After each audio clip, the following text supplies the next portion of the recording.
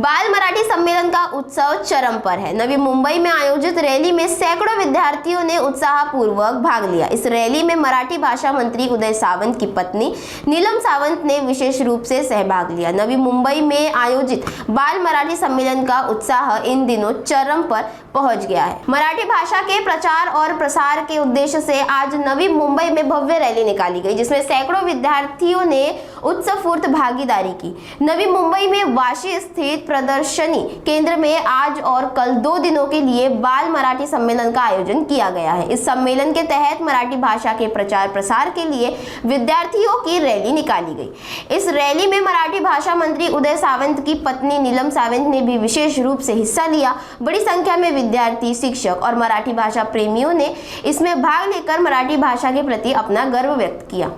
संमेलनामध्ये 2 दिवस भरपूर रंगारंग कार्यक्रम आहे, सांस्कृतिक कार्यक्रम आहेत, परिसंवाद असणार आहे।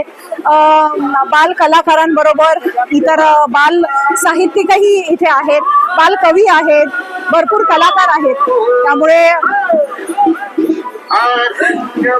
एकूण सगळा जो काय कार्यक्रम आपण बघताय तो कार्यक्रम म्हणजे नवी मुंबईकरांनी आम्हाला दिलेला प्रतिसाद आहे। मराठी भाषा मंत्री, उद्योग मंत्री उदयजी सामंत साहेब यांच्या संकल्पनेतनं हे सगळं सुरू आहे आणि मराठी भाषेला जेव्हापासून अभिजात मराठीचा दर्जा मिळाला तेव्हापासून संपूर्ण महाराष्ट्रभर, महाराष्ट्राच्या बाहेर आणि त्याचबरोबरीने अगदी देशाच्या बाहेरचाही मराठी माणूस एकमेकांशी जोडला गेलेला आहे।